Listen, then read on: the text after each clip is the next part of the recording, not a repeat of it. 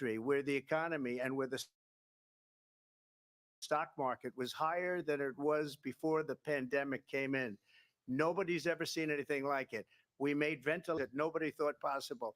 And people give me credit for rebuilding the military. They give me credit for a lot of things, but not enough credit for the great job we did with the pandemic. But it bounced back and it went to their benefit. But I was the one that created them. They know it, and so does everybody else. Vice President Harris, I'll let you respond. So, and when you look at his economic plan, it's all about tax breaks for the rich people. I am offering what I describe as an opportunity economy, and the best economists in our country, if not the world, have reviewed our relative plans for the future of America. What Goldman Sachs has said is that Donald Trump's plan would make the economy worse. Mine would strengthen the economy. What the Wharton School has said is Donald Trump's plan would actually explode the deficit. 16 Nobel laureates have described his economic plan as something that would increase inflation and by the middle of next year would invite a recession. You just have to look at where we are and where we stand on the issues. And I'd invite you to know that Donald Trump actually has no plan for you because he is more interested in defending himself than he is in looking out for you. It's just a soundbite. They gave her that to say. Look, I went to the Wharton School of Finance, and many of those professors, the top professors, think my plan is a brilliant plan. It's a great plan. It's a plan that's going to bring up our worth, our value as a country. It's going to make people want to be able to go and work and create jobs and create a lot of good, solid money for our country. And just to finish off, she doesn't have a plan. She copied Biden's plan, and it's like 4 sentences, like run, spot, run. 4 sentences that are just, oh, we'll try and lower taxes. She doesn't have a plan. Take a look at her plan. She doesn't have a plan. Mr. President, I do want to drill down on something you both brought up.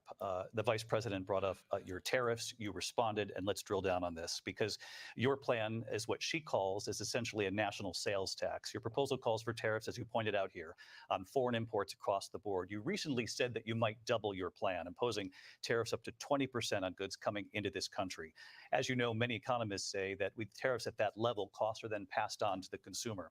Vice President Harris has argued it'll mean higher prices on gas, food, clothing, medication, arguing it costs the typical family nearly $4,000 a year. Do you believe Americans can afford higher prices because of tariffs? They're not going to have higher prices. What's going to have and who's going to have higher prices is China and all of the countries that have been ripping us off for years. I was the only president ever. China was paying us hundreds of billions of dollars, and so were other countries. And, you know, if she doesn't like them, they should have gone out and they should have immediately cut the tariffs. But those tariffs are there 3.5 years now under their administration. We are going to take in billions of dollars, hundreds of billions of dollars.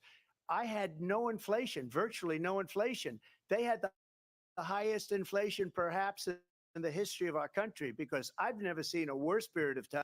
People can't go out and buy cereal or bacon or eggs or anything else. The people of our country are absolutely dying with what they've done. They've destroyed the economy.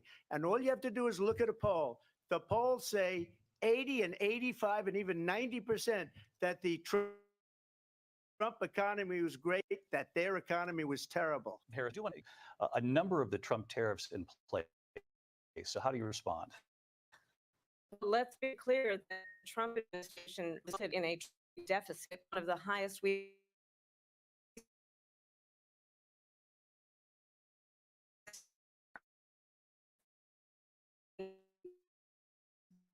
with what he ended up doing under Donald Trump's presidency. He ended up selling, improve and modernize their military, basically sold us out, when a policy about China should be in making sure the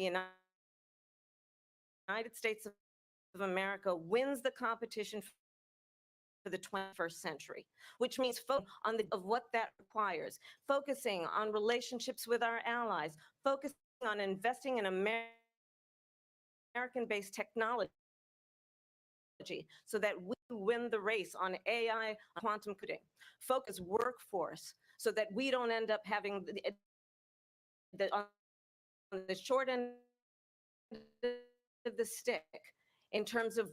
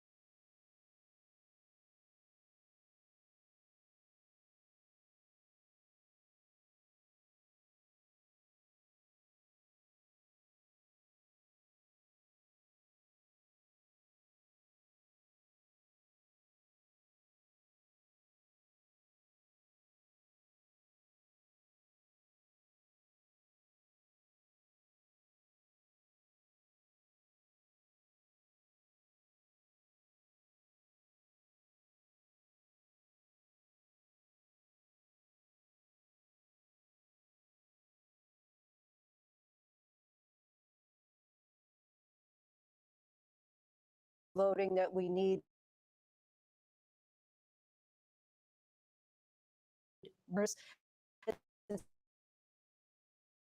said you would vote to support the 6. Vice President Harris says that women shouldn't trust you on the issue of abortion because you've changed your position. So therefore, why should they trust you? Well, the reason I'm doing that vote is because abortion in the 9th month, they even have, and you can look at the governor of West Virginia, the previous governor of West Virginia, not the current governor, who's doing an excellent job, but the governor before, he said the baby will be born and we will decide. Radical. The Democrats are radical in that. And her vice presidential pick, which I think was a horrible pick, by the way, for our country, he is really out of it. Her vice presidential pick says abortion in line. He also says longer abortion, the baby is born, is okay. And that's not okay with me. Hence the vote. But what I did is something for 52 years. They've been trying to get Roe v. Wade into genius and heart and strength of 6 Supreme Court judges. We were able to do that. Now, I believe in the exceptions for rape, incest, life of the mother. I believe strongly in it. Ronald Reagan, 85 Republicans do. Very important. We did it, and now states are. And for the first time, you're going to see, look, this is an issue that's torn our country apart for 52 years. Every legal scholar, every Democrat, every Republican, liberal, conservative, they all wanted this issue to be brought back to the states where the people could vote. And that's what happened. Now, Ohio, the vote was somewhat liberal. Kansas, the vote was somewhat liberal, much more liberal than people would have thought.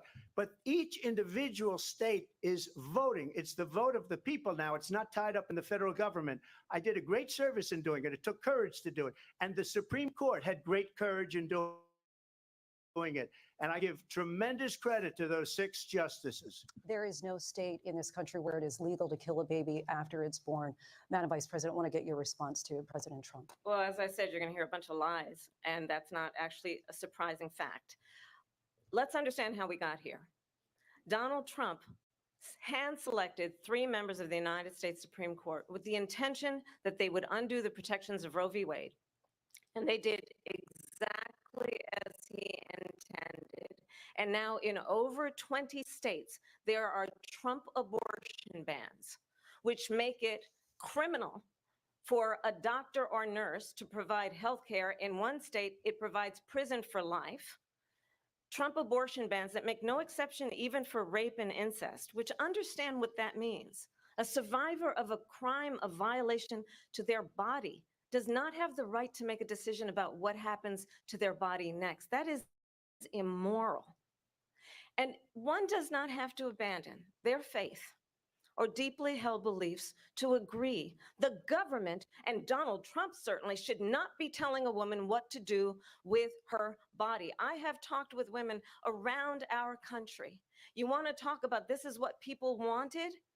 Pregnant women who want to carry a pregnancy to term, suffering from a miscarriage, being denied care in an emergency room because the healthcare providers are afraid they might go to jail, and she's bleeding out in a car in the parking lot. She didn't want that. Her husband didn't want that.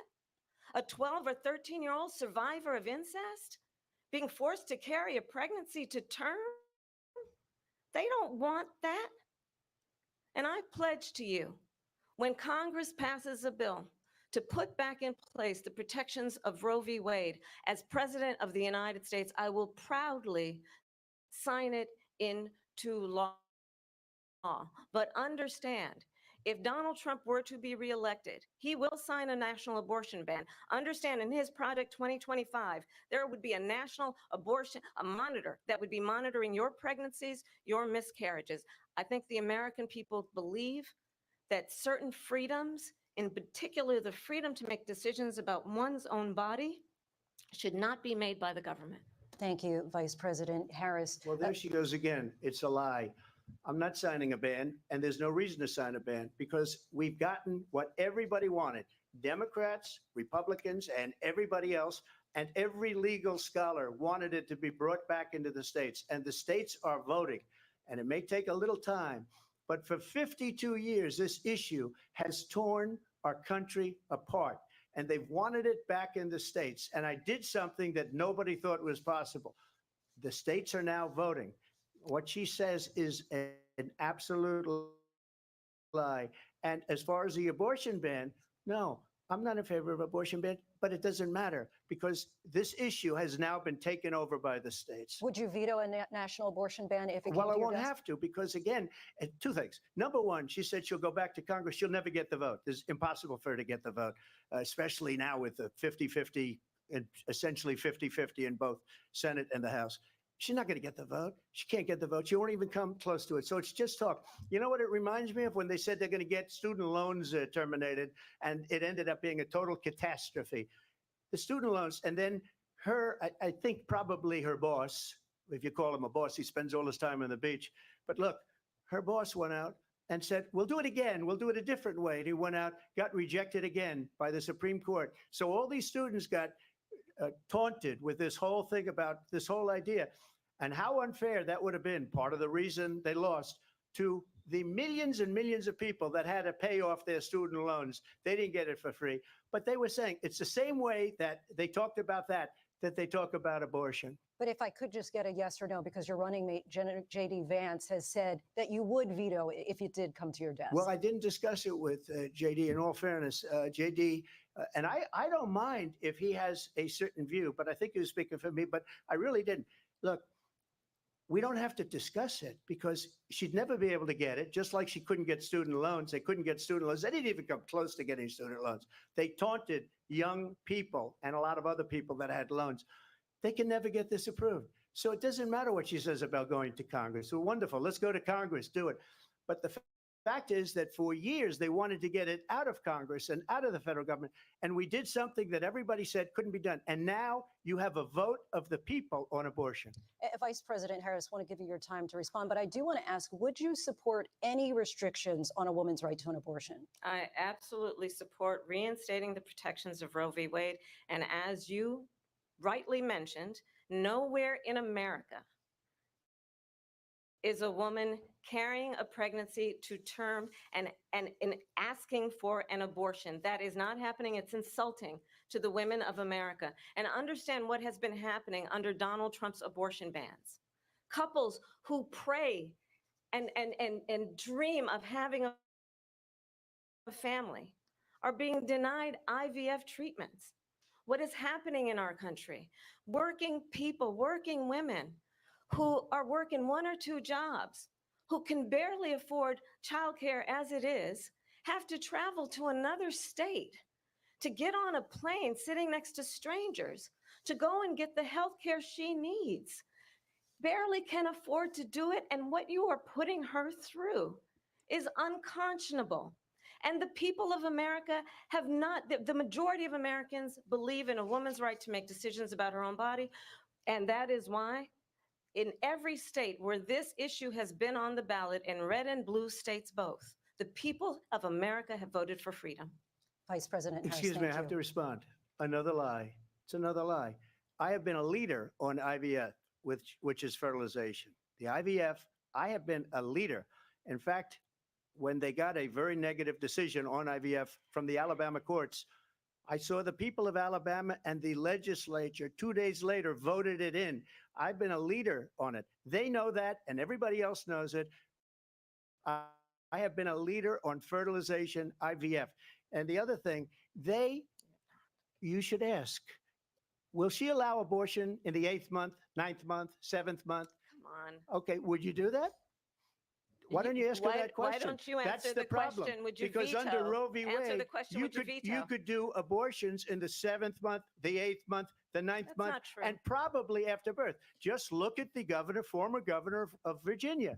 The governor of Virginia said, we put the baby aside and then we determine what we want to do with the baby. President Trump, thank you. We're going to turn now to immigration and border security. We know it's an issue that's important to Republicans, Democrats, voters across the board in this country. Vice President Harris, you were tasked by President Biden with getting to the root causes of migration from Central America. We know that illegal border crossings reached a record high in the Biden administration. This past June, President Biden imposed tough new asylum restrictions. We know the numbers since then have dropped significantly. But my question to you tonight is, why did the administration wait until 6 months before the election to act? And would you have done anything differently from Prosecuted transnational criminal organizations for the trafficking of guns, drugs, and human beings. And let me say that the United States Congress, including some of the most conservative members of the United States Senate, came up with a border. I supported. And that bill would have put 100 more borders down. It would have allowed us to stem the flow of fentanyl coming into the United States. I know there are so many families watching tonight who have been personally affected by the surge of fentanyl in our country. That bill would have put more resources to trafficking in guns, drugs, and human beings. But you know what happened to that bill? Donald Trump got on the phone, called up some folks in Congress and said, kill the bill. And you know why? Because he'd prefer to run on a problem instead of fixing a problem. And understand, this comes at a time where the people of our country actually need a leader who engages in solutions, who actually addresses the problems at hand. But what we have in the former president is someone who would prefer to run on a problem instead of fixing a problem. And I'll tell you something, he's going to talk about immigration a lot tonight, even when it's not the subject that is being raised. And I'm going to actually do something really unusual, and I'm going to invite you to attend one of Donald Trump's rallies, because it's a really interesting thing to watch. You will see during the course of his rallies, he talks about fictional characters like Hannibal Lecter. He will talk about windmills cause cancer. And what you will also notice is that people start leaving his rallies early out of exhaustion and boredom. And I will tell you, the one thing you will not hear him talk about is you. You will not hear him talk about your needs, your dreams, and your desires. And I'll tell you, I believe you deserve a president who actually puts you first. And I pledge to you that I will. Vice President Harris, thank you. President Trump, on that point, I want to get your response. Well, I would like to respond. Let me just ask, though, why did you try to kill that that bill, and successfully so, that would have put thousands of additional agents and officers on the border. First, let me respond as to the Please. rallies. She said people start leaving. People don't go to her rallies. There's no reason to go. And the people that do go, she's bussing them in and paying them to be there and then showing them in a different light. So she can't talk about that. People don't leave my rallies. We have the biggest rallies, the most incredible rallies in the history of politics. That's because people want to take their country back. Our country is being lost. We're a failing nation. And it happened 3.5 years ago. And what's going on here, you're going to end up in World War III, just to go into another subject. What they have done to our country by allowing these millions and millions of people to come into our country, and look at what's happening to the towns all over the United States. And a lot of towns don't want to talk. It's not going to be Aurora or Springfield. A lot of towns don't want to talk about it because they're so embarrassed by it. In Springfield, they're eating the dogs, the people that came in. They're eating the cats. They're eating the pets of the people that live there. And this is what's happening in our country. And it's a shame. As far as rallies are concerned, as far as the reason they go is they like what I say. They want to bring our country back. They want to make America great again. It's a very simple phrase, make America great again. She's destroying this country. And if she becomes president, this country doesn't have a chance of success. Not only success, we'll end up being Venezuela on steroids. I just want to clarify here. You bring up Springfield, Ohio, and ABC News did reach out to the city manager there. He told us there have been no credible reports of specific claims of pets being harmed, injured, or abused by individuals within the immigrant community. Well, I've seen people on television. Let me just say here, this is the people on television say clear, my dog was taken and used for food. So maybe he said that, and maybe that's a good thing to say for a city manager. I'm not taking this from but television. The people are I'm on taking it from television the city saying manager. their dog was eaten by the people that went there. Again, the Springfield city manager says there's no evidence of that. Vice We'll President find Harris, out. I'll let you respond to the rest of what you've heard. You talk about extreme.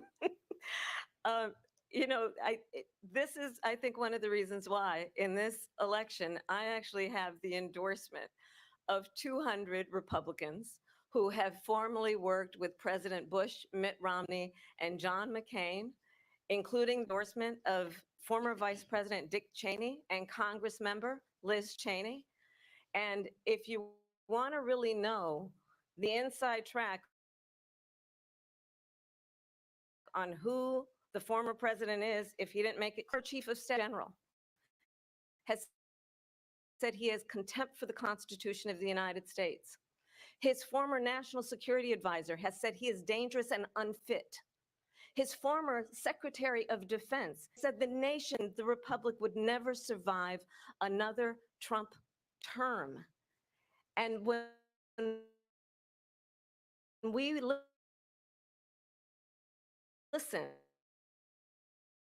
to this kind of rhetoric, when the issues that affect the American people are not choice clear as election. President. When I hear that, see, I'm a different kind of a person. I fired most of those people, not so graciously. They did bad things or a bad job.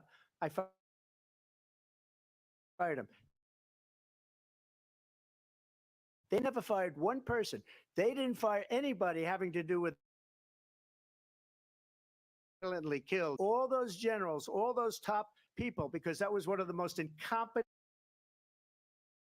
handled situations anybody has ever seen. So when somebody does a bad job, I fire him. And you take a guy like Esper, he was no good, I fired him. So he writes a book. Another one writes a book, because with me, they can write books. With nobody else can they? But buddy, look at the economy. Look at the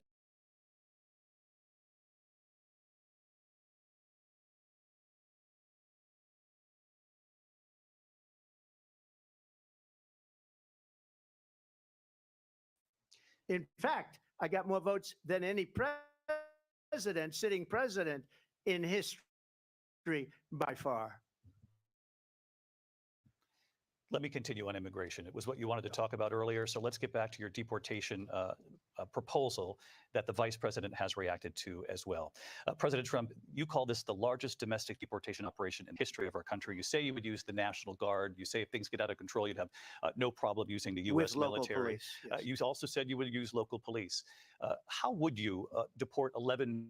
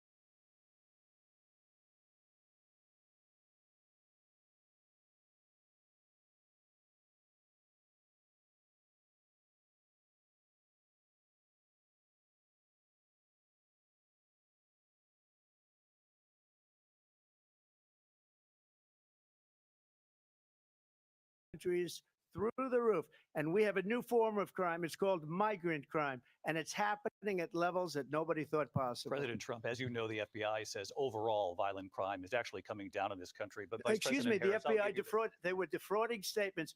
They didn't include the worst cities. They didn't include the cities with the worst crime. It was a fraud.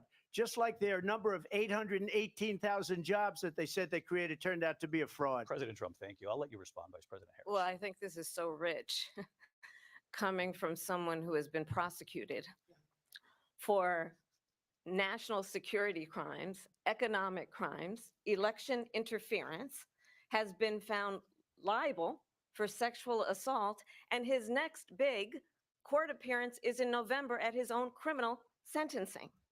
And let's be clear, where each person stands on the issue of what is important about respect for the rule of law and respect for law enforcement.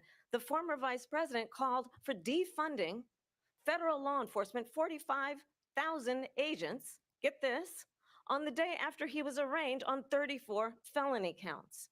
So let's talk about what is important in this race. It is important that we move forward, that we turn the page on this same old tired rhetoric and address the needs of the American people, address what we need to do about the housing shortage, which I have a plan for, address what we must do to support our small businesses, address bringing down the price of groceries. But frankly, the American people are exhausted with this same old tired playbook. Vice President Harris, thank you. Excuse me. Every one of those cases was started by them against their political opponent. And I'm winning most of them, and I will win the rest on appeal. And you saw that with the decision that came down just recently from the Supreme Court. I'm winning most of them. But those are cases, it's called weaponization. Never happened in this country. They weaponized the Justice Department. Every one of those cases was involved with the DOJ, from Atlanta and Fani Willis to the Attorney General of New York and the DA in New York. Every one of those cases. And then they say, oh, he's a criminal. They're the ones that made them go after me. By the way, Joe Biden was found essentially guilty on the documents case. And what happened in my documents case? They said, oh, that's the toughest of them all. A complete and total victory. 2 months ago, it was thrown out. It's weaponization, and they used it, and it's never happened in this country. They used it to try and win an election. They're fake cases. President Trump, thank you. A really quick response here, Vice President Harris, on this notion of weaponization of the Justice Department. Well, let's talk about extreme and understand the context in which this election in 2024 is taking place. The United States Supreme Court recently ruled that the former president would essentially be immune from any misconduct if he were to enter the White House again. Understand, this is someone who has openly said he would terminate, I'm quoting, terminate the Constitution of the United States, that he would weaponize the Department of Justice against his political enemies.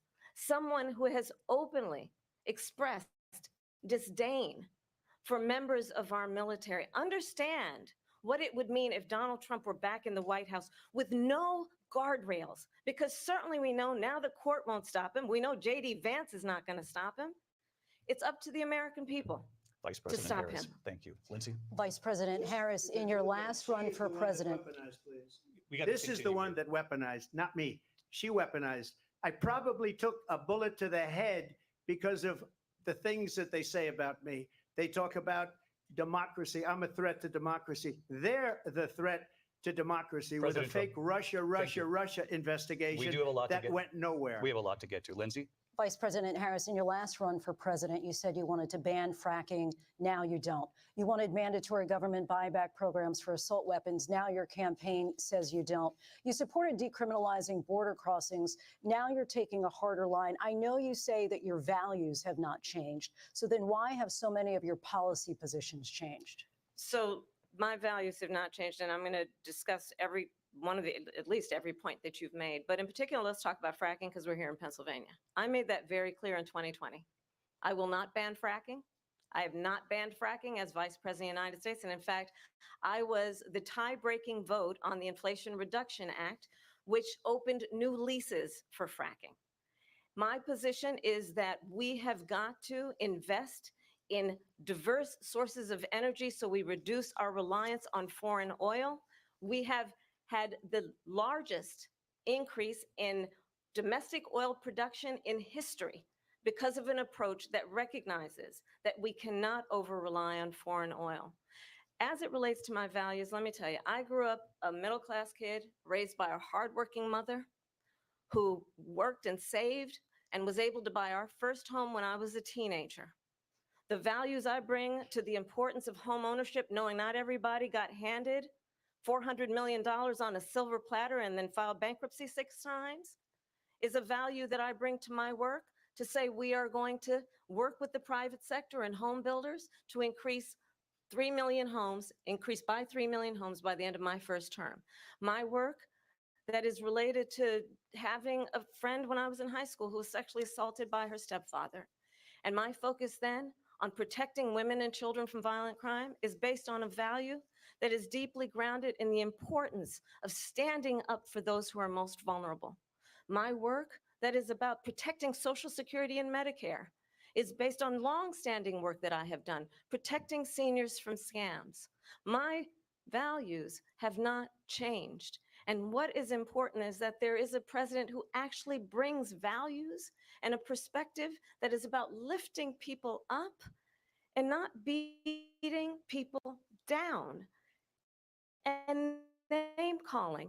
The true measure of the leader is the leader who actually understands the strength is not in beating people down, it's in lifting people up. I intend to be that president.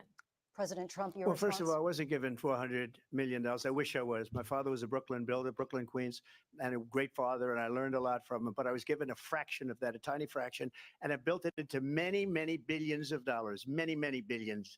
And when people see it, they are even surprised. So we don't have to talk about that.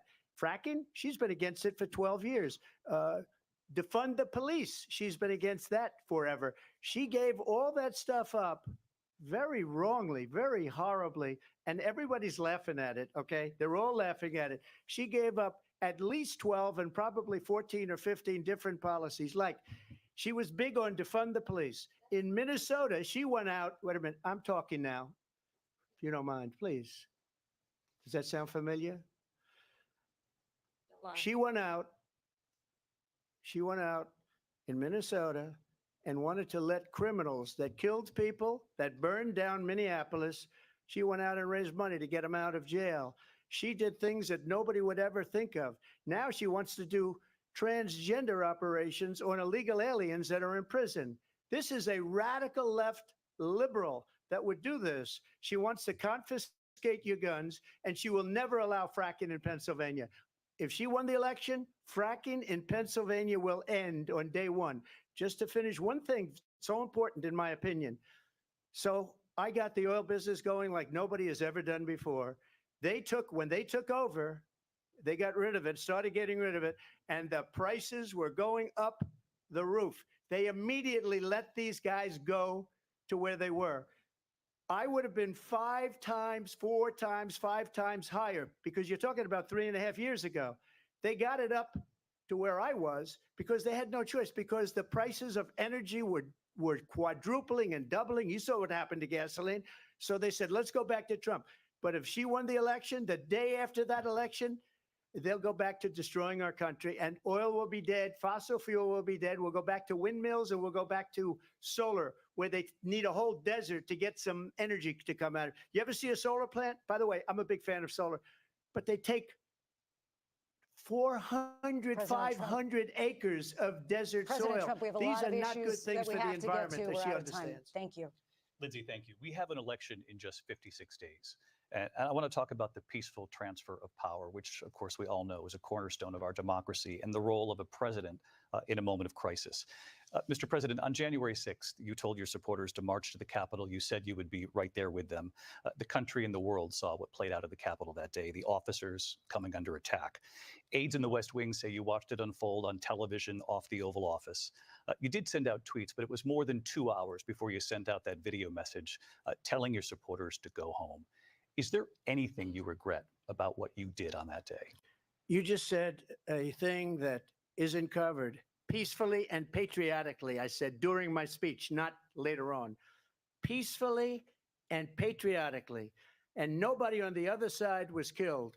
Ashley Babbitt was shot by an out-of-control police officer that should have never, ever shot her. It's a disgrace.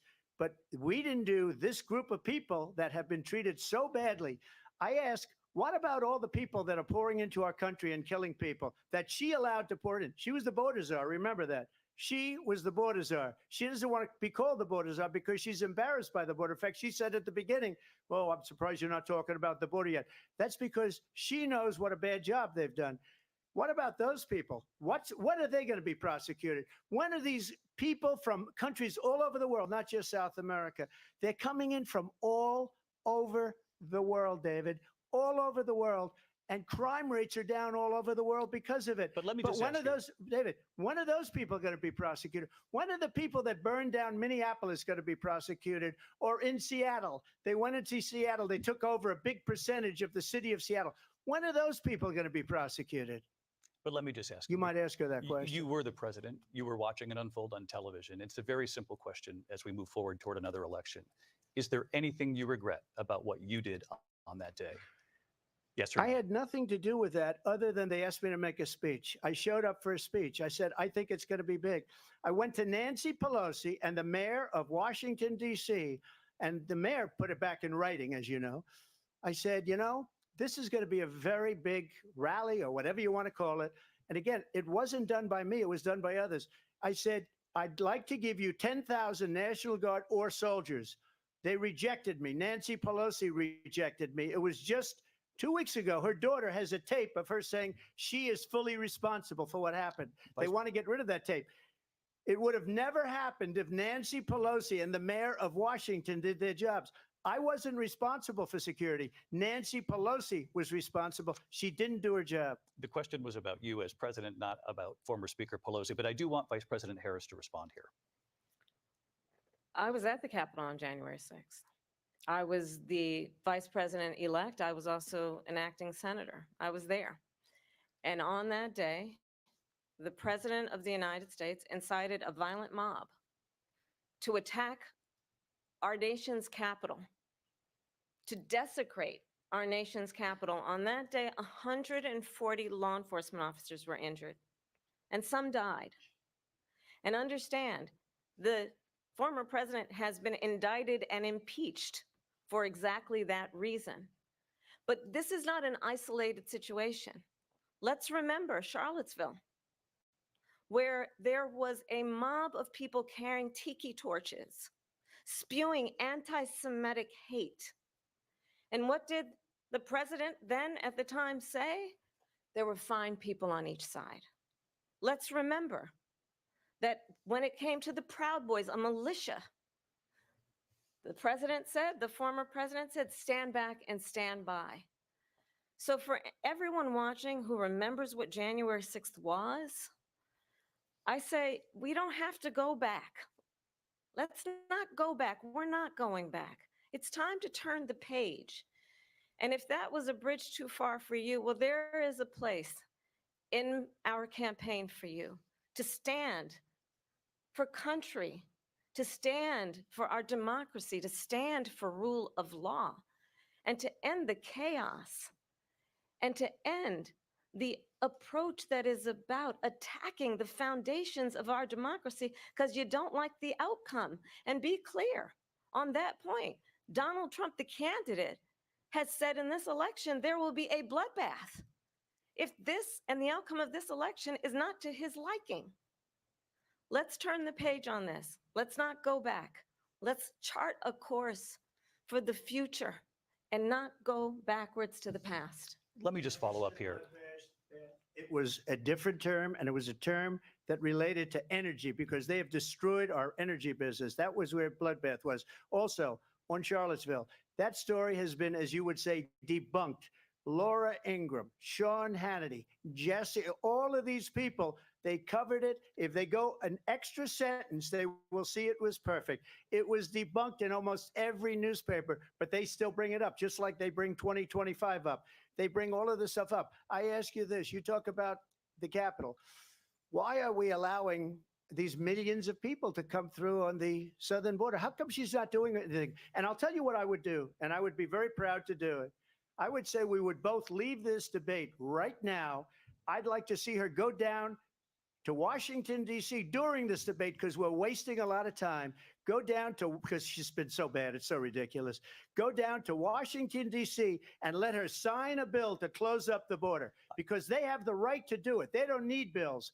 They have the right to do it. The president of the United States, you'll get him out of bed. You'll wake him up at 4 o'clock in the afternoon. Right. You'll say, come on down to the office. Let's sign a bill. If he signs a bill that the border is closed, all he has to do is say it to the Border Patrol, who are phenomenal. If they do that, the border is closed. Mr. Those President, people are killing many people, unlike J6. We talked immigration here tonight. I do want to focus on this next issue to both of you because it really brings us this into focus, truth in these times that we're living in. Mr. President, for 3.5 years after you lost the 2020 election, you repeatedly falsely claimed that you won, many times saying you won in a landslide. In the past couple of weeks leading up to this debate, you have said, quote, you lost by a whisker, that you, quote, didn't quite make it, that you came up a little bit short. I said that? Are you now acknowledging that you lost in 2020? No, I don't acknowledge that at all. But I you said did that say sarcastically. That. You know that. It was said, oh, we lost by a whisker. That was said sarcastically. Look, there's so much proof. All you have to do is look at it. And they should have sent it back to the legislatures for approval. I got almost 75 million votes, the most votes any sitting president has ever gotten. I was told if I got 63, which was what I got in 2016, you can't be beaten. The election, people should never be thinking about an election as fraudulent. We need two things. We need walls, and we have to have it. We have to have borders, and we have to have good elections. Our elections are bad. And a lot of these illegal immigrants coming in, they're trying to get them to vote. They can't even speak English. They don't even know what country they're in practically. And these people are trying to get them to vote. And that's why they're allowing them to come into our country. I did watch all of these pieces of video. I didn't detect the sarcasm, lost by a whisker. We didn't quite make it. And we should just point out here as clarification, and you know this, you and your allies, 60 cases in front of many judges, many of them Republican. No judge looked at it. And said they said no we didn't have standing. That's the other thing. They said we didn't have standing, a technicality. Can you imagine a system where a person in an election doesn't have standing? The president of the United States doesn't have standing. That's how we lost. If you look at the facts, and I'd love to have you'll do a special on it. I'll show you Georgia, and I'll show you Wisconsin, and I'll show you Pennsylvania, and I'll show you. We have so many facts and statistics, but you know what? That doesn't matter. Because we have to solve the problem that we have right now. That's old news. And the problem that we have right now is we have a nation in decline, and they have put it into decline. We have a nation that is dying, David. Mr. President, thank you. Vice President Harris, you heard the president there tonight. He said he didn't say that he lost by a whisker. So he still believes he did not lose the election that was won by President Biden and yourself. But I do want to ask you about something that's come up in the last couple of days. This was a post from President Trump about this upcoming election just weeks away. He said, when I win, those people who cheated, and then he lists donors, voters, election officials, he says, will be prosecuted to the fullest extent of the law, which will include long-term prison sentences. One of your campaign's top lawyers responded saying, we won't let Donald Trump intimidate us. We won't let him suppress the vote. Is that what you believe he's trying to do here? Donald Trump was fired by 81 million people. So let's be clear about that. And clearly he is having a very difficult time processing that. But we cannot afford to have a president of the United States who attempts, as he did in the past, to upend the will of the voters in a free and fair election. And I'm going to tell you that I have traveled the world as Vice President of the United States, and world leaders are laughing at Donald Trump. I have talked with military leaders, some of whom worked with you, and they say you're a disgrace. And when you then talk in this way in a presidential debate and deny what over and over again are court cases you have lost because you did in fact lose that election, it leads one to believe that perhaps we do not have in the candidate to my right the temperament or the ability to not be confused about fact. That's deeply troubling, and the American people deserve better. I'll give you 1 minute to respond, Mr. President. Let me just say about world leaders. Viktor Orban, one of the most respected men, they call him a strong man. He's a tough person, smart. Prime Minister of Hungary. They said, why is the whole world blowing up? 3 years ago, it wasn't. Why is it blowing up? He said, because you need Trump back as president. They were afraid of him. China was afraid, and I don't like to use the word afraid, but I'm just quoting him. China was afraid of him. North Korea was afraid of him. Look at what's going on with North Korea, by the way. He said Russia was afraid of him. I ended the Nord Stream 2 pipeline, and Biden put it back on day one, but he ended the XL pipeline. The XL pipeline in our country, he ended that. But he let the Russians build a pipeline going all over Europe and heading into Germany, the biggest pipeline in the world. Look, Viktor Orban said it. He said the most respected, most feared person is Donald Trump. We had no problems when Trump was president, but when this weak, pathetic man that you saw at a debate just a few months ago, that if he weren't in that debate, he'd be running instead of her. She got no votes. He got 14 million votes. What you did, you talk about a threat to democracy. He got 14 million votes, and they threw him out of office. And you know what? I'll give you a little secret. He hates her. He can't stand her. But he got 14 million votes. They threw him out. She got 0 votes. And when she ran, she was the first one to leave because she failed. And now she's running. I don't understand it, but I'm okay with it because your time is I think we're going to do very well. We've got a lot more to get to. Turning now to the Israel-Hamas war and the hostages who are still being held, Americans among them. Vice President Harris, in December, you said, quote, Israel has a right to defend itself, but you added, quote, it matters how, saying international humanitarian law must be respected. Israel must do more to protect innocent civilians. You said that 9 months ago. Now an estimated 40,000 Palestinians are dead. Nearly 100 hostages remain. Just last week, Prime Minister Benjamin Netanyahu said there's not a deal in the making. President Biden has not been able to break through the stalemate. How would you do it? Well, let's understand how we got here. On October 7, Hamas, a terrorist organization, slaughtered 1,200 Israelis. Many of them young people who were simply attending a concert. Women were horribly raped. And so absolutely, I said then, I say now, Israel has a right to defend itself. We would. And how it does so matters, because it is also true, far too many innocent Palestinians have been killed. Children, mothers. What we know is that this war must end. It must end immediately, and the way it will end is we need a ceasefire deal and we need the hostages out. And so we will continue to work around the clock on that. Work around the clock, also understanding that we must chart a course for a two-state solution. And in that solution, there must be security for the Israeli people and Israel, and in equal measure for the Palestinians. But the one thing I will assure you always, I will always give Israel the ability to defend itself, in particular as it relates to Iran and any threat that Iran and its proxies pose to Israel. But we must have a two-state solution where we can rebuild Gaza, where the Palestinians have security, self-determination, and the dignity they so rightly deserve. President Trump, how would you negotiate with Netanyahu and also Hamas in order to get the hostages out and prevent the killing of more innocent civilians in Gaza? If I were president, it would have never started. If I were president, Russia would have never, ever, I know Putin very well, he would have never, and there was no threat of it either, by the way, for 4 years, have gone into Ukraine and killed millions of people when you add it up, far worse than people understand what's going on over there.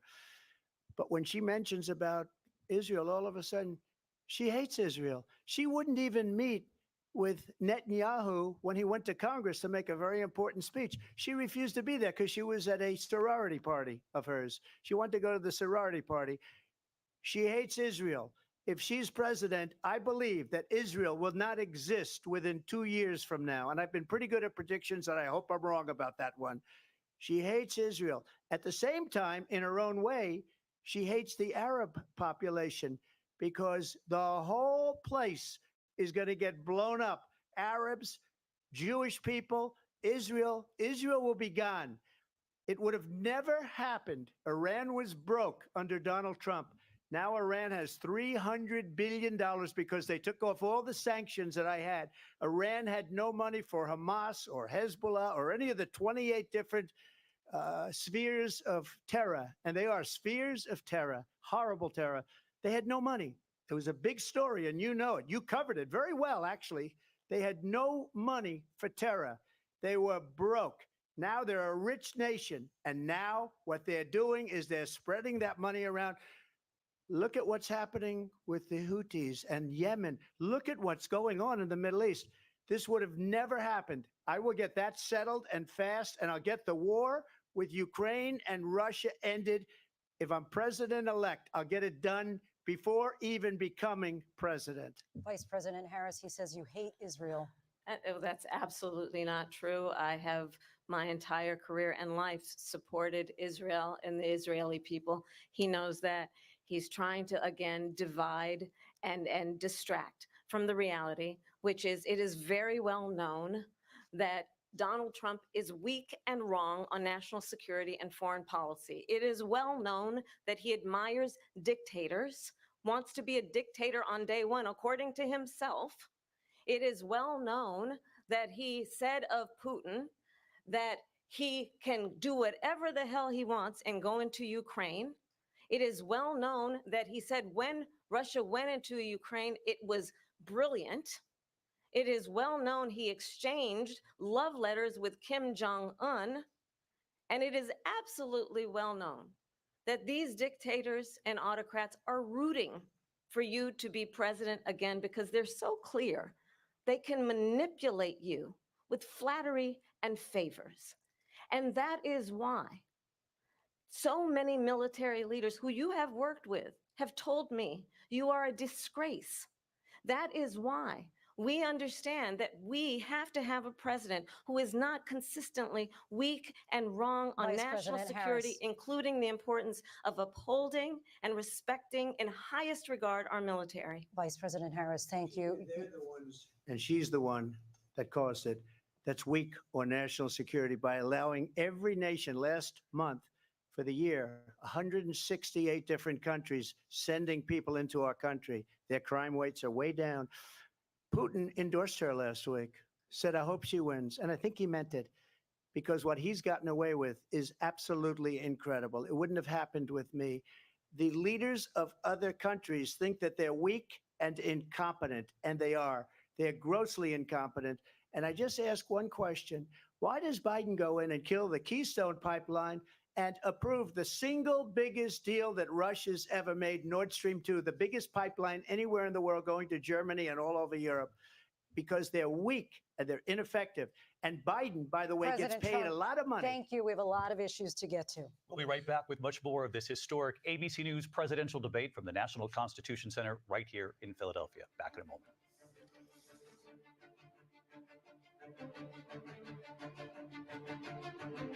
The ABC News presidential debate will continue after this.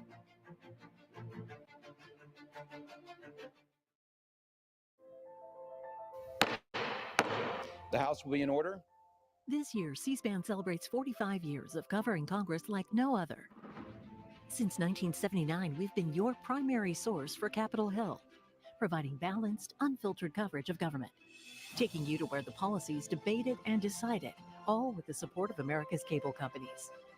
C-SPAN, 45 years and counting, powered by cable.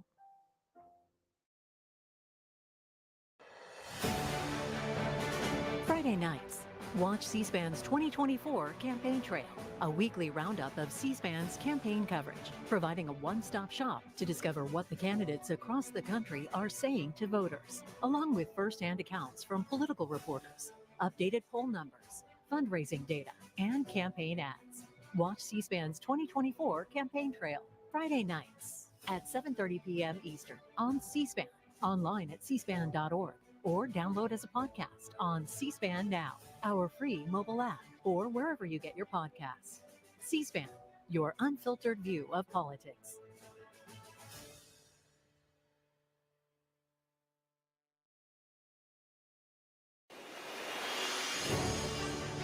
As the 2024 presidential campaign continues, American History TV presents a new 9-part series, Historic Presidential Elections. Learn about the pivotal issues of different eras, uncover what made these elections historic, and explore their lasting impact on the nation. This Saturday at 7 p.m. Eastern, a look at the election of 1860. Abraham Lincoln defeated several other candidates, including Senator Stephen Douglas, to become the first Republican elected president. Before he took office in March of 1861, several states in the southern U.S. pulled out of the Union, leading to the Civil War. Watch Historic Presidential Elections, Saturdays at 7 p.m. Eastern on American History TV on C-SPAN 2.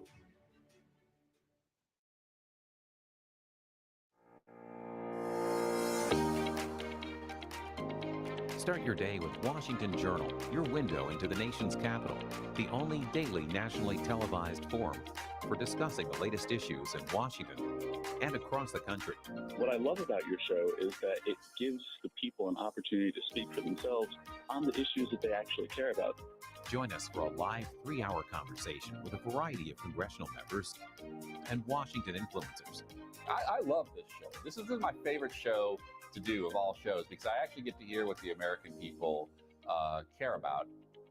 You can watch Washington Journal live every morning at 7 Eastern on C-SPAN, C-SPAN Now, or online at cspan.org.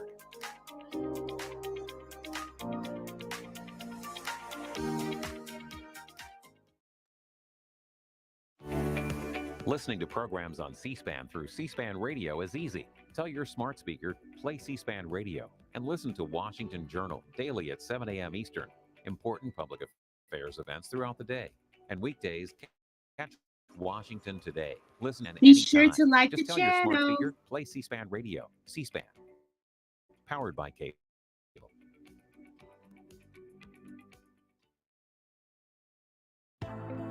C-SPAN Now is a free mobile app featuring your unfiltered view of what's happening in Washington, live and on demand. Keep up with the day's biggest events with live streams of floor proceedings and hearings from the U.S. Congress, White House events, the courts, campaigns, and more from the world of politics, all at your fingertips. You can also stay current with the latest episodes of Washington and find scheduling information for C-SPAN's TV networks and C-SPAN Radio, plus a variety of compelling podcasts. C-SPAN Now is available at the Apple Store and Google Play. Scan the QR code to download it for free today, or visit our website, cspan.org/cspan now. C-SPAN Now, your front row seat to Washington, anytime, anywhere. We'll head back to Philadelphia now as Vice President Harris and former President Trump meet face to face for the first time. You're watching C-SPAN's live coverage of the ABC News presidential debate simulcast.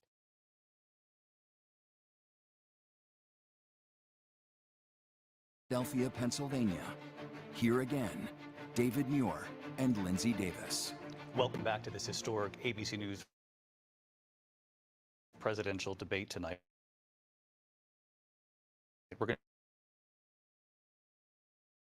to continue here, and I want to turn to the war in Ukraine. We're now 2.5 years into this conflict. Mr. President, it has Russia from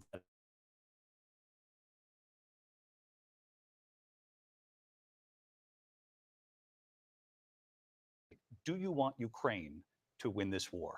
I want the war to stop. I want to save lives that are being uselessly, people being killed by the millions. It's the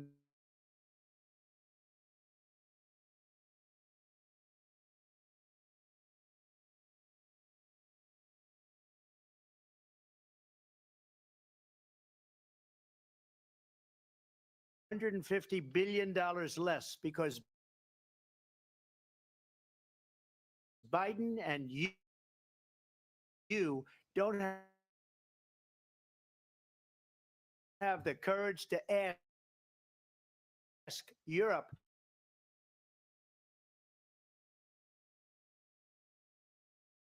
to protect you anymore. So that's maybe one of the reasons they don't like me as much as they're into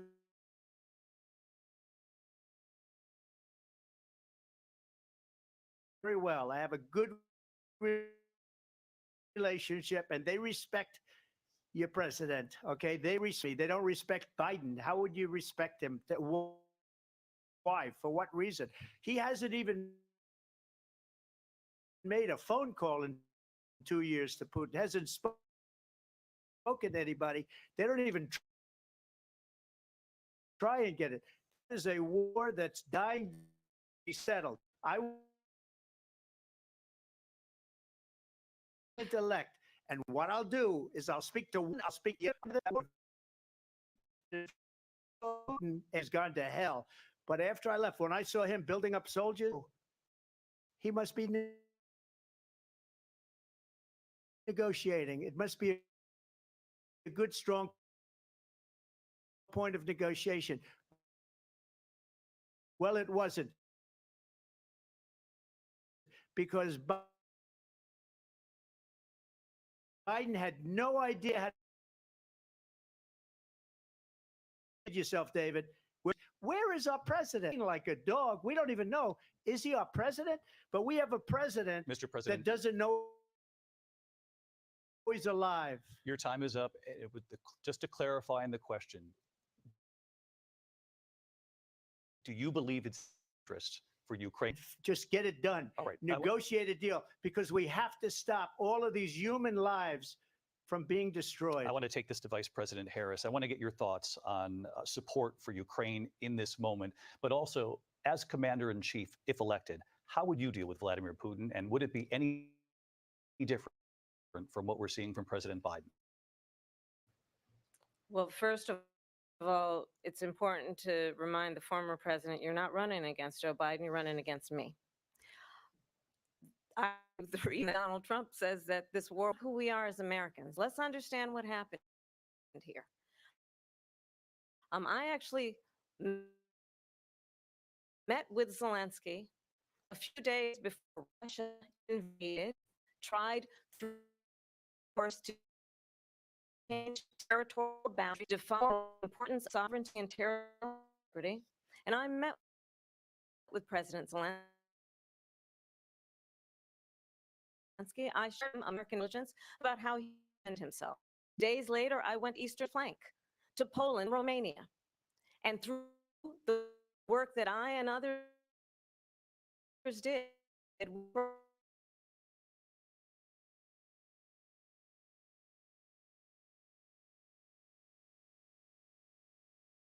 provided, Ukraine stands as an independent and free country. If Donald Trump were president, sitting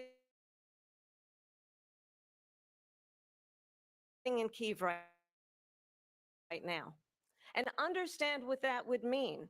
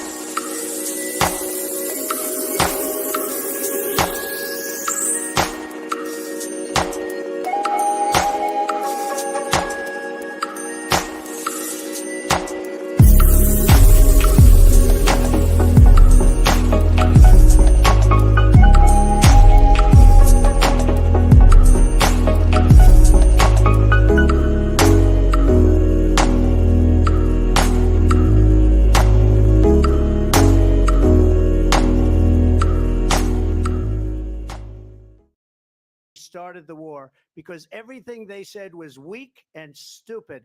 They said the wrong things. That war should have never started. She was the emissary. That's the kind of talent we have with her. She's worse than Biden. In my opinion, I think he's the worst president in the history of our country. She goes down as the worst vice president in the history of our country. Let me tell you, she is a horrible negotiator to negotiate. As soon as they left, Putin did the invasion. President Trump, thank you. You did bring up something. You said she went to negotiate with Vladimir Putin. Vice President Harris, have you ever met Vladimir Putin? Can you clarify tonight? Yeah, and that is another one. When I went to meet with President Zelensky, I've now met with him over 5 times.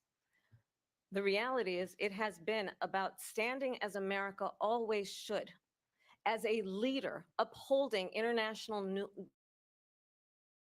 rules and norms, as a leader who shows strength, understanding that the alliance of friends and not favor our enemies because you adore strong men instead of caring about democracy. And that is very much what is at stake here. The President of the United States is commander in chief, and the American people have a right to rely on a president who understands the significance of America's role and responsibility in terms of ensuring that there is stability and ensuring we stand up for our principles and not sell them for the benefit of personal flattery. We've talked about Ukraine and Vladimir Putin. I do want to talk about Afghanistan. It came up in the first hour of this debate. I want to move on to Afghanistan. Stoltenberg said Trump did the most amazing thing I've ever seen. He got 28 countries at the time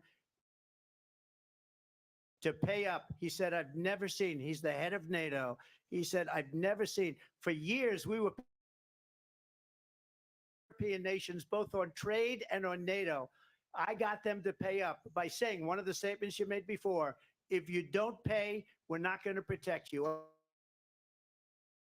Otherwise, we would have never gotten it. He said it was one of the most incredible jobs that he's ever seen done. Thank you. I want to turn to Afghanistan. It came up in the first hour of the debate, and we witnessed a poignant moment today on Capitol. I do want to ask the Vice President laid out. Well, I will tell you, I agreed with President Biden's decision to pull out of Afghanistan. 4 presidents said they would, and Joe Biden did. And as of today, we were paying for that endless war.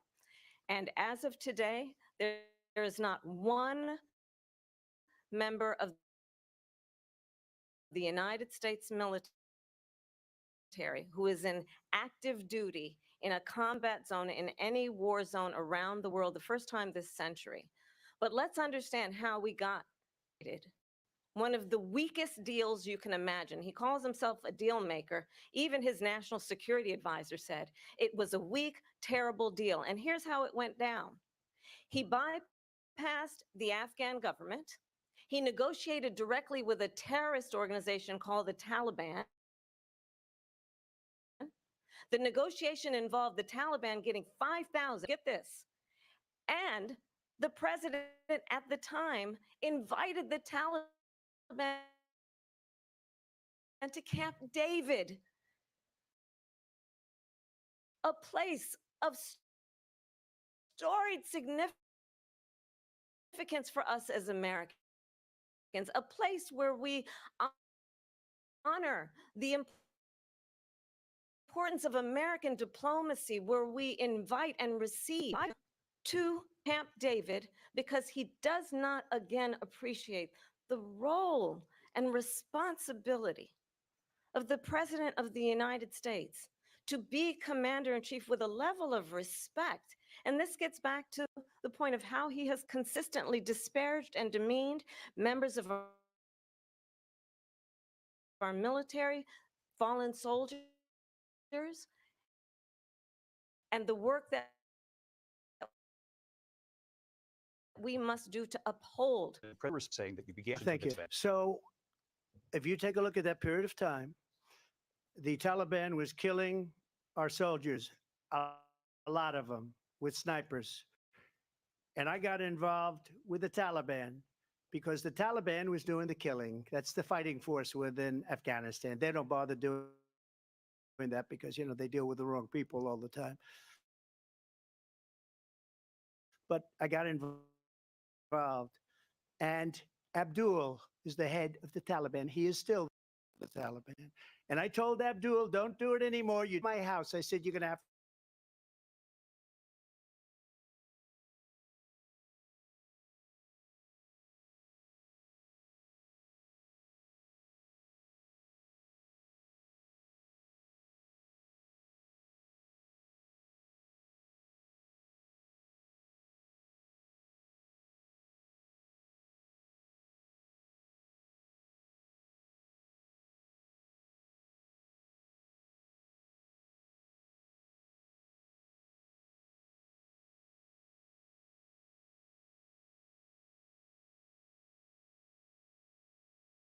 people did the worst withdrawal, and in my opinion, the most embarrassing moment in the history of our country. And by the way, that's why Russia attacked. I want to move on now to race and politics in this country. Mr. President, you recently said of Vice President Harris, quote, "I didn't know she was black until a number of years ago when she happened to turn black, and now she wants to be known as black." I want to ask a bigger picture question here tonight. Why do you believe it's appropriate to weigh in on the racial identity of your opponent? I don't, and I don't care. I don't care what she is. I don't care. You make a big with me. But those were your words. So I'm I asking. don't know. I don't know. I mean, all I can say is I read where she was black that she put out, and I'll say that. And then I read that she was black, and that's okay. Either one was okay with me. That's up to her. That's up to her. Vice President Harris, your thoughts on this? I think honestly, I think it's to be president who has consistently, over the course of his career, attempted to use race to divide the American people. You know, I do believe that the vast majority of us know that we have so much more in common than what separates us, and we don't want this kind of approach that is just constantly trying to divide us, and especially by race. And let's remember how Donald Trump started. He was he owned land, he owned buildings, and he was investigated because he refused to rent property to black families. Let's remember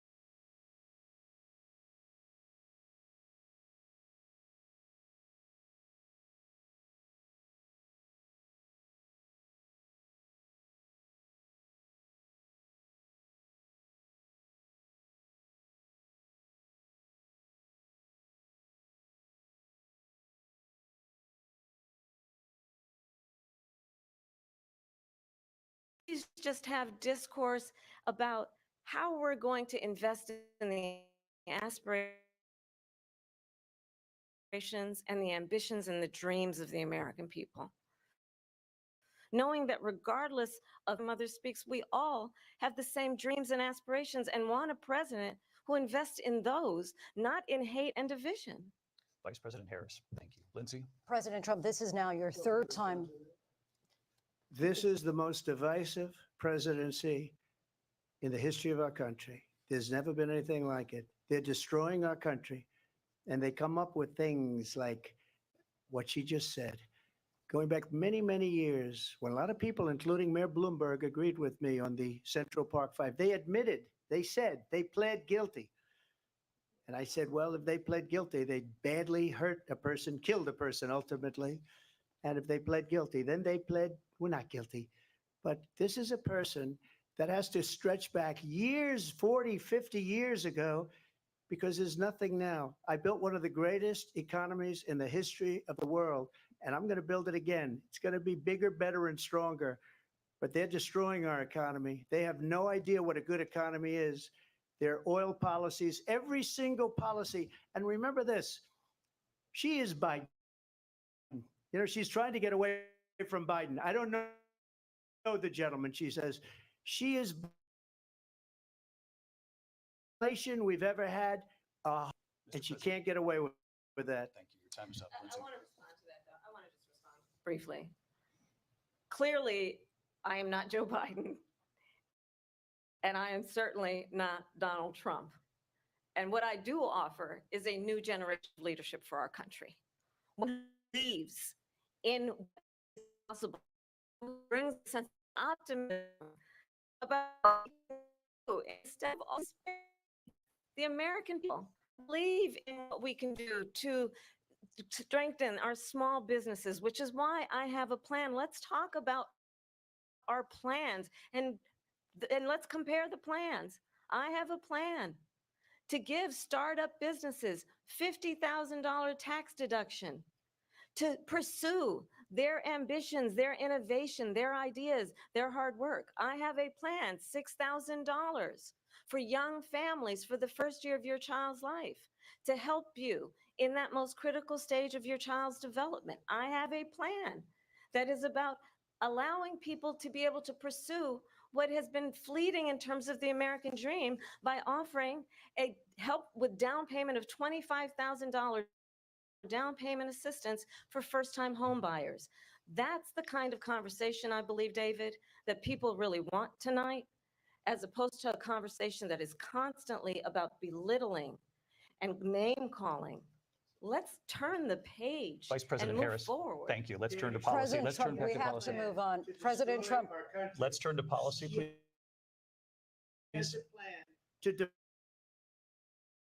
defund the police. She has a plan to confiscate everybody's guns. Okay. That's what her plan is until just recently. I just need Lindsay, to go ahead. President respond Trump, the President time Harris, to what he has President said Trump, this multiple is times. now your Yes. third time running for president. You have long vowed to repeal the Affordable Care Act, also known as Obamacare. You have failed to accomplish that. You now say you're going to keep Obamacare, quote, unless we can do something much better. Last month, you said, quote, we're working on it. So tonight, 9 years after you first started running, do you have a plan, and can you tell us what it is? Obamacare was lousy health care, always was. It's not very good today. And what I said, that if we come up with something, and we are working on things, we're going to do it and we're going to replace it. But remember this, I inherited Obamacare because Democrats wouldn't change it. They wouldn't vote for it. They were unanimous. They wouldn't vote to change it. If they would have done that, we would have had a much better plan than Obamacare. But the Democrats came up, they wouldn't vote for it. I had a choice to make when I was president. Do I save it and make it as good as it can be, never going to be great, or do I let it rot? And I felt I had an obligation, even though politically it would have been good to just let it rot and let it go away. I decided, and I told my people, the top people, and they're very good people. I have a lot of good people in that administration. We read about the bad ones. We had some real bad ones too, and so do they. They have really bad ones. The difference is they don't get rid of them. But let me just explain. I had a choice to make. Do I save it and make it as good as it can be, or do I let it rot? And I saved it. I did the right thing, but it's still never going to be great, and it's too expensive for people. And what we will do is we're looking at different plans. If we can come up with a plan that's going to cost our people, our population, less money and be better health care than Obamacare, then I would absolutely do it. But until then, I'd run it as good as it can be run. So just a yes or no, you still do not have a plan. I have concepts of a plan. I'm not president right now. But if we come up with something, I would only change it if we come up with something that's better and less expensive. And there are concepts and options we have to do that. And you'll be hearing about it in the not too distant future. Vice President Harris, in 2017, you supported Bernie Sanders' proposal to do away with private insurance and create a government-run healthcare system. 2 years later, you proposed a plan that included a private insurance option. What is your plan today? Well, first of all, I absolutely support, and over the last 4 years as vice president, private healthcare options. But what we need to do is maintain and grow the Affordable Care Act. But I'll get to that, Lindsay. I just need to respond to a previous point that the former president has made. I've made very clear my position on fracking. And then this business about taking everyone's guns away. Tim Walz and I are both gun owners. We're not taking anybody's guns away. So stop with the continuous lying about this stuff. As it relates to the Affordable Care Act, understand, just look at the history to know where people stand. When Donald Trump was president, 60 times he tried to get rid of the Affordable Care Act. 60 times. I was a senator at the time when I will never forget the early morning hours when it was up for a vote in the United States Senate.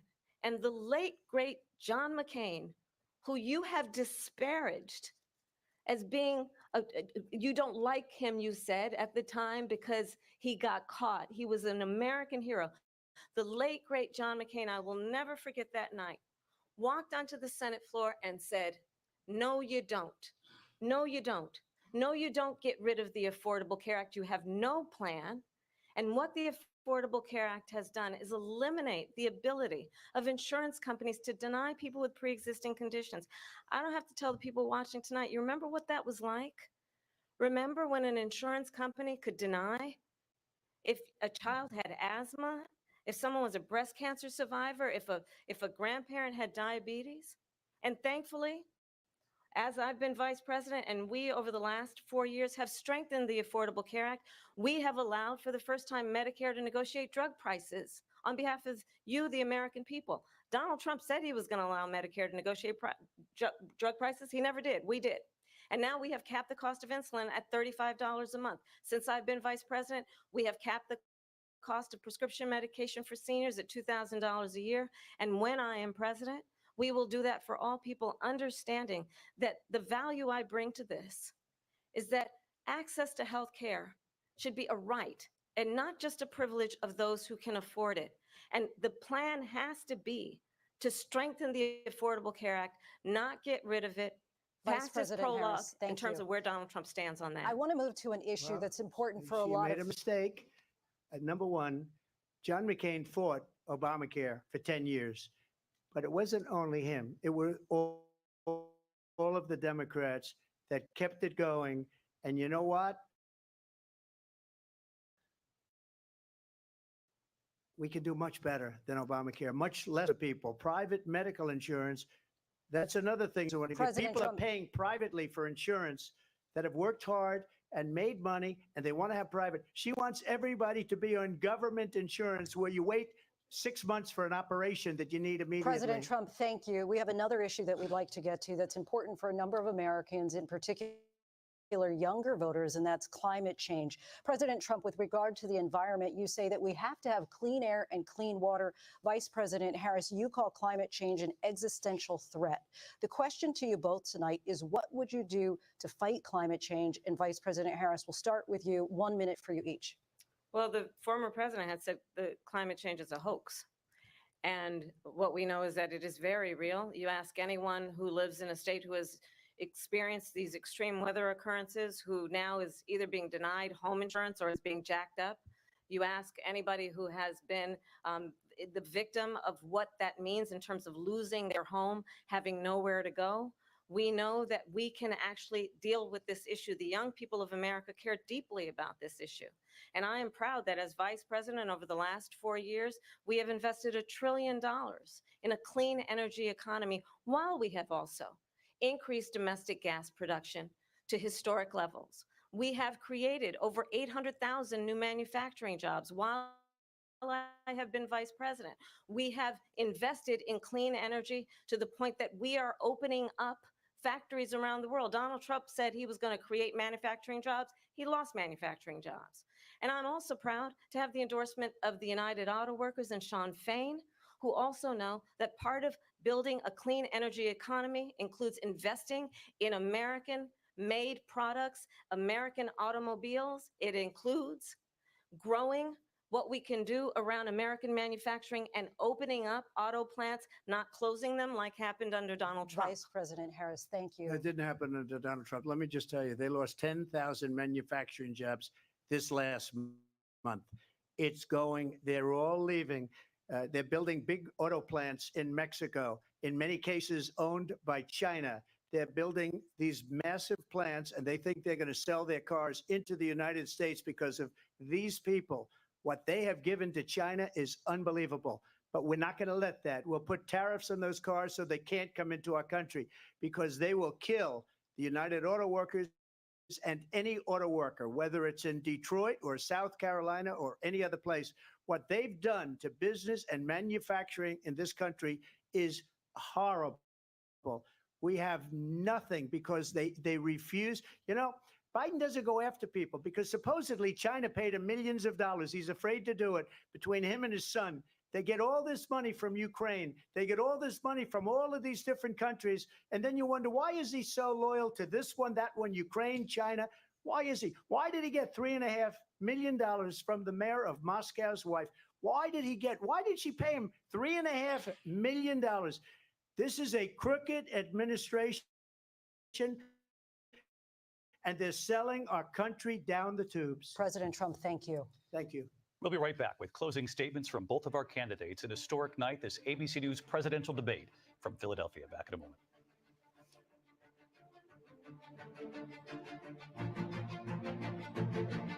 The ABC News presidential debate.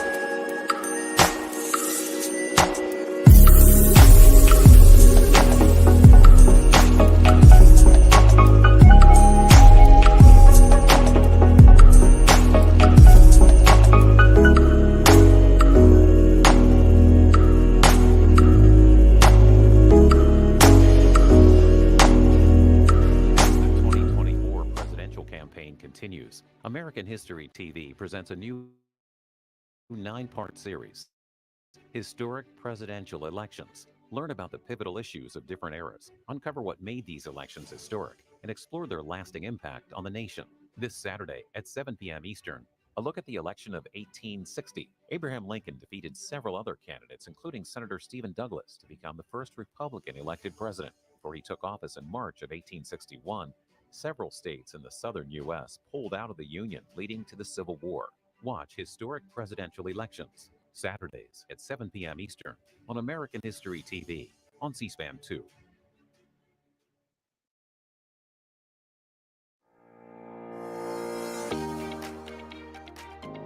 Start your day with Washington Journal, your window into the nation's capital, the only daily national nationally televised forum for discussing the latest issues and It gives the people an opportunity to speak for themselves on the issues that they actually care about. join us for a live 3-hour conversation with a variety of congressional members and Washington influence. I love this. This is my favorite show to do of all shows because I actually get to hear what the American people care about. You can watch Washington Journal live every morning at 7 Eastern on C-SPAN, C-SPAN Now, or online at cspan.org.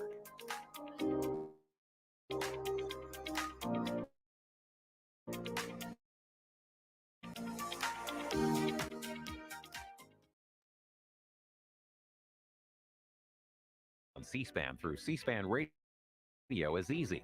Tell your smart speaker, play C-SPAN Radio, and listen to Washington Journal daily. Important public affairs events throughout the day. And weekdays, catch Washington Today. Listen to C-SPAN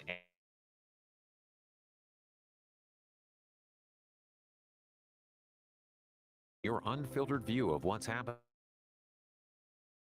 in Washington. Live and on demand. Keep up with the day's biggest events with live streams of all at your fingertips. You can also stay current with the C-SPAN's TV networks and C-SPAN Radio, plus a variety of compelling podcasts. C-SPAN Now is available at the Apple Store and Google Play. Scan the QR code to download it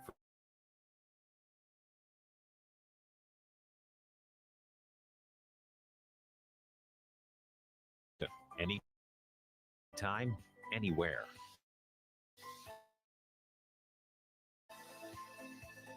Center in Philadelphia for our live simulcast of the ABC News presidential debate. A reminder, we'll open the phone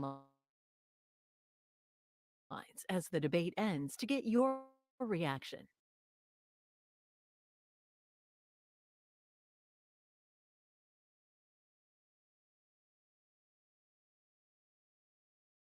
Center in We begin with you.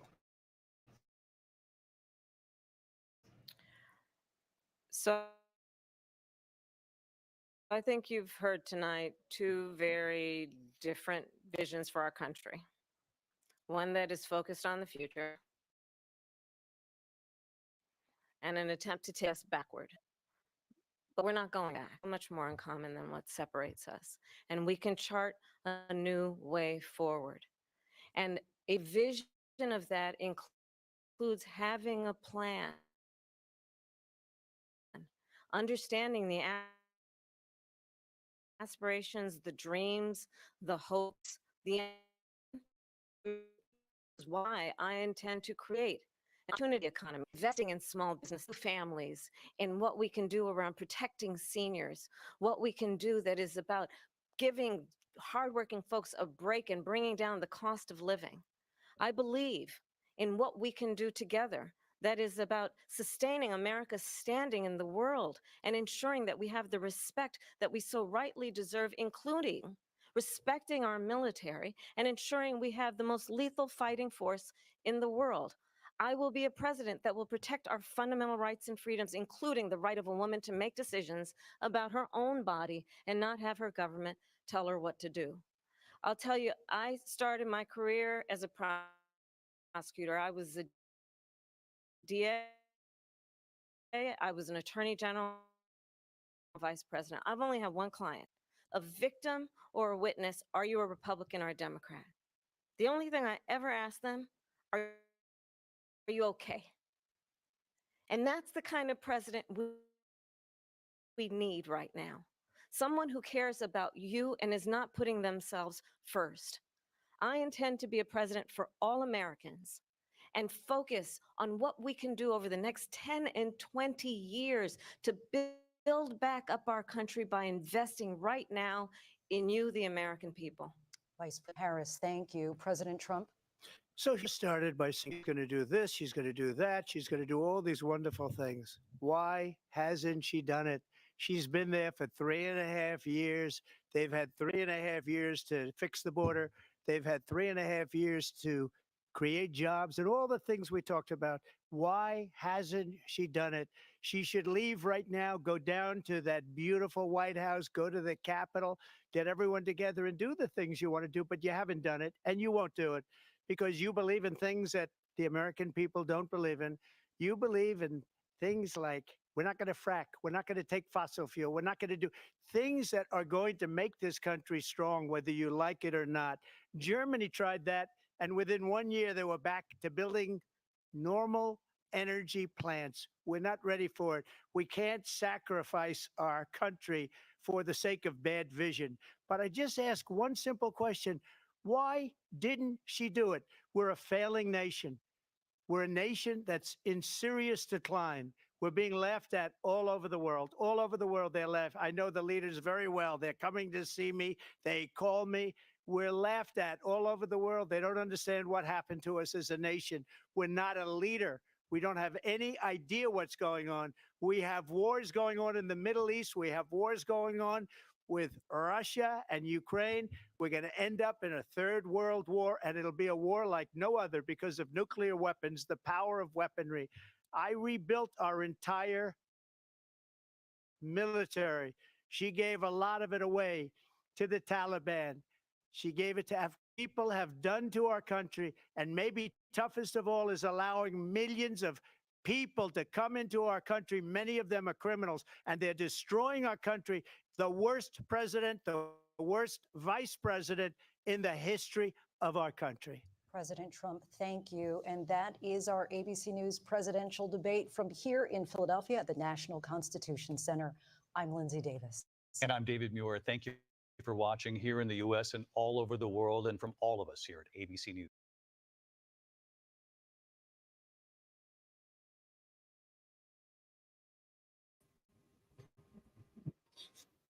Well, that was it, ladies and gentlemen. That was it. So it was a great little live that I wanted you guys to see. Yes, we are excuse me.